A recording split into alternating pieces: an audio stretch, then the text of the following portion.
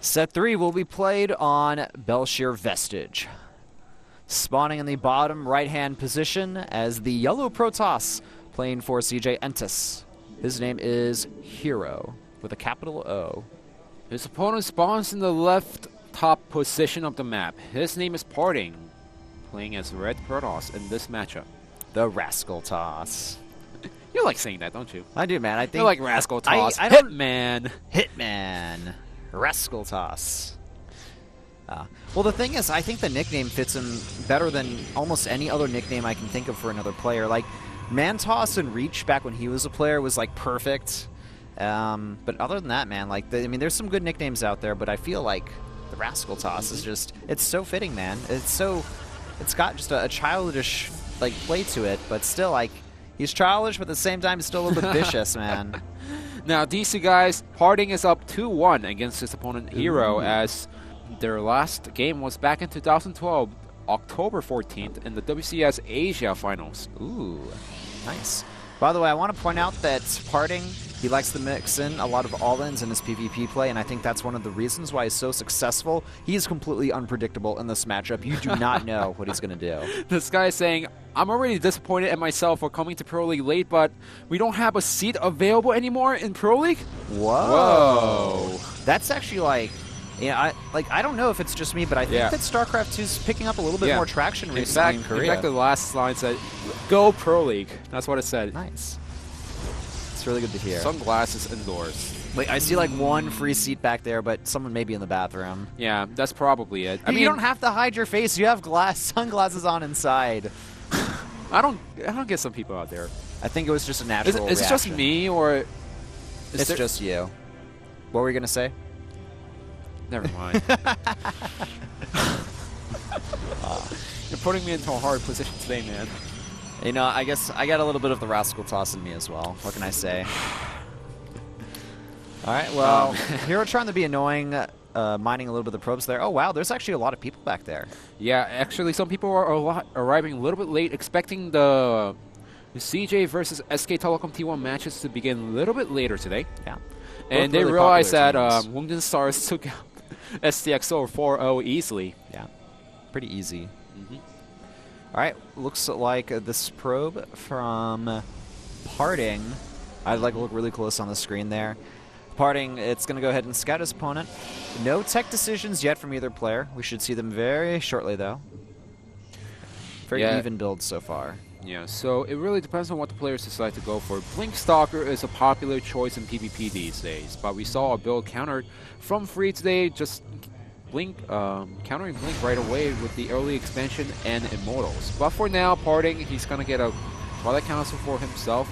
Also, is in a position where he wants to hide the tech a little bit.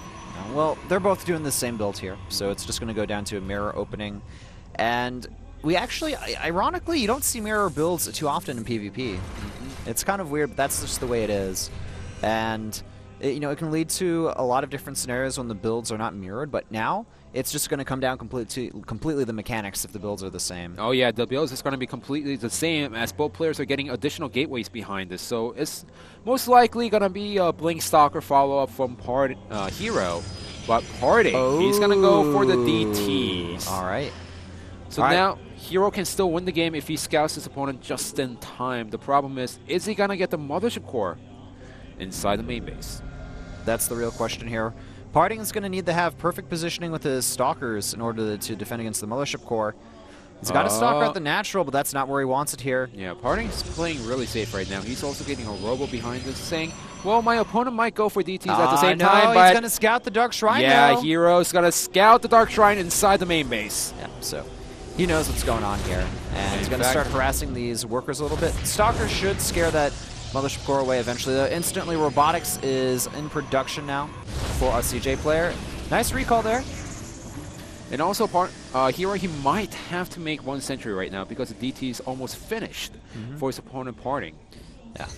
I could see either player also grabbing an expansion right after this as well. Parting's probably going to grab an expansion with the DT, just 1 or 2 DT warp in at the pylon over here. Doesn't see the pylon Doesn't see the pylon. Bit of a mistake by herO, actually. A little sloppy. Little unfortunate, I have to say. All right, we do have a DT and an Immortal on the way for Parting here. Yeah, but hero's going to take an expansion behind this, saying, well, all I have to do is kill the DT, and I am fine. Yeah. Okay, the robotics is just finished for our CJ player, and he wants to just delay time a little bit. The DT isn't even worried about anything at the ramp there. He's just going to go ahead and try to hack away a bit at that expansion. Having a bit of a crisis there, not really sure 100% what to do. Yeah, well, he knew that his opponent scouted right away, so he just want to harass a little bit at the natural, just saying, you know, I'm over here, I'm scratching your Nexus, come down so that I can sneak inside the main base. But herO, he knew that Nexus just has too much shield and too much HP. Yeah. All right, so it looks like despite different openings, they've both kind of been they're in a standoffish position, so we do see an expansion go down for each player here. Partings will finish a little bit before, or a little bit after herO's, but not a big deal overall. He's also going to scout with this hallucinated Phoenix. That's really nice. I like that he's doing that. Also, if you think about the overall build between the two players, herO can be a little bit more aggressive than our player from SK Telecom T1 because he has Blink Stalkers right now. Oh, nice job. Showing off the Blink, but that should be obvious based on the number of Stalkers. So now he can apply a nice little pressure at the natural of Parting right now, but he cannot take down the Nexus. In fact, Parting right now is getting up to 2 Immortals, which is going to be great against the Blink Stalkers that herO has right now. Certainly will be. Parting needs to actually make that third gateway into a warp gate there. Bit of a mistake by him to not do that. We have additional DTs coming out just to make sure that Parting wants the map control right now, because he knows that herO cannot move out on the map safely. Yeah. Also, Parting has his own observers on the map. And the worker count, pretty similar here, Parting with a slight lead. And, you know, like we were talking about before, Bel'Shir Vestige, it's oftentimes a PvP macro map. Oh yeah, definitely, as both players are getting a forge up, and now we're going to transition into the mid game. So, most likely it's going to be the Immortal composition from both of our players, from CJ Entus and SK Telecom T1. Actually, I think that herO may actually blink in the main with these Stalkers. I think that's actually not a bad choice because he has an observer over there, and he knows that his opponent is just focused on Immortals such that he doesn't have that much mobility. But for now, he's just going to harass the natural. Ooh, nice job sniping off the observer actually before blinking out of there. So he really wants to make sure he gets the scouting inside the main base against his opponent. I'm a little bit surprised that Parting is not getting a blink of his own right now. Yeah, he could easily get that if he wanted, but, you know, Stalkers, the later the game goes on, the less useful they are, and, ooh, we actually have Charge on the way for Parting, and he's getting this +1 attack. CJ herO also getting the +1 attack, but this is actually so cool that he's going for the charge. This may be indicative of a potential timing push on 2 bases here, or, you know, a really strong charge-led Archon unit composition. That there we go. Templar Archives goes down as Parting is gearing towards the Immortal Archon Zealot push. Nice. This is really neat, and it kind of just goes back to the whole PvP isn't solved in Heart of the Storm yet. But also, given the fact that his opponent is going for the same composition, if herO scouts it right away, he could counter with his own Archons, own Immortals, own Zealots behind this. This should be very, very interesting here, then. Yeah, both players are going for the same exact composition. Only his herO is tad bit late, but so it really depends on who's going to push out first. If Parting pushes out first, I see an even trade for both players. But if herO pushes out first, then he's going to lose because he's going to have less Archons supporting right now. Also note the Sim City at herO's natural. In order to counter Colossus or just Archon Zealot, you need to have good SimCity. Just, you know, make a lot of artificial chokes using gateways, and then you just put Colossus behind them or whatever units you have and kind of win through that. Both players are also going to grab an expansion around the same time here, and the Dark Templar going to spot this quickly and do its best to be annoying. But look at that, an observer at that third base there. Well, he knows that he's not throwing down any cannons over here at the third base, but he needs to make sure that the one DT that's still left alive in the map does not hack away on all of the probes.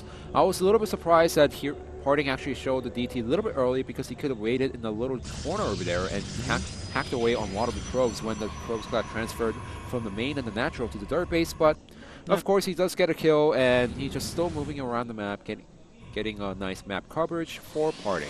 And Parting moving up to 8 gateways now. Focusing on that +2 attack. Same with herO. Ooh, War Prism on the way from Parting as well. I'm like all excited for War Prisms now due to the buff. But also because of the War Prism, Parting can go for a nice harassment inside the main base, but also he could go for a nice timing push against his opponent. Yeah. And also this proxy pylon still has not been scouted here. The Observer, it may end up falling to the Stalkers. Yes, picking off the Observer. Nice little mini victory there for parting. And he is slightly ahead in supply over herO. Not by much, but just by a little smidge there. Just a tad bit. Yeah. I'm a little bit surprised that herO is actually transitioning into Colossus behind this, which is nice. But if his opponent parting scouts it right away, he could throw down 2 Stargates right away, go for the Tempest, and just play a little bit more defensively. Yeah, and if we look at the overall army supplies here, Parting has a superior army. He's got the same amount of Immortals, but he has an additional Archon. He's got more charge lots, a DT or 2 here, and the Warp Prism.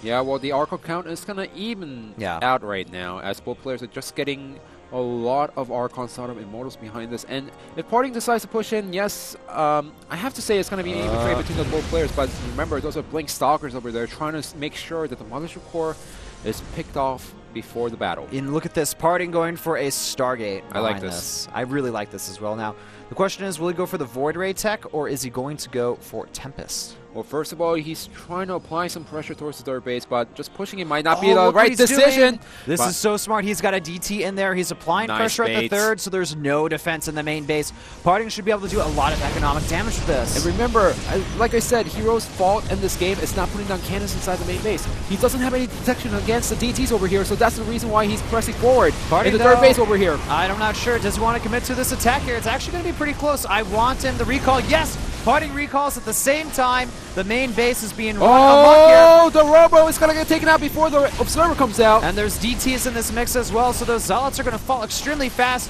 I would love to see Parting focus fire on this Nexus. That's what he's doing. SK Telecom pulling ahead with a humongous advantage now. The supply is 132 to, I think, 113 to 118. The 113, and so smart, and also lifting off with 4 of these units. Going to back out afterward. We'll focus firing on a few more units, but at the same time, CJ herO pressing forward with a lot of Immortals and Archons of his own. Parting has to defend. Yeah, this is all he can do right now, knowing that the Nexus and the Gateways are just getting eaten away inside the main base. He needs to make sure the Archons do not fight alone. Now, herO, he's going to press on forward for the attack. Can he actually make this work? I don't know. I don't actually think he can. Nice time warp goes down there.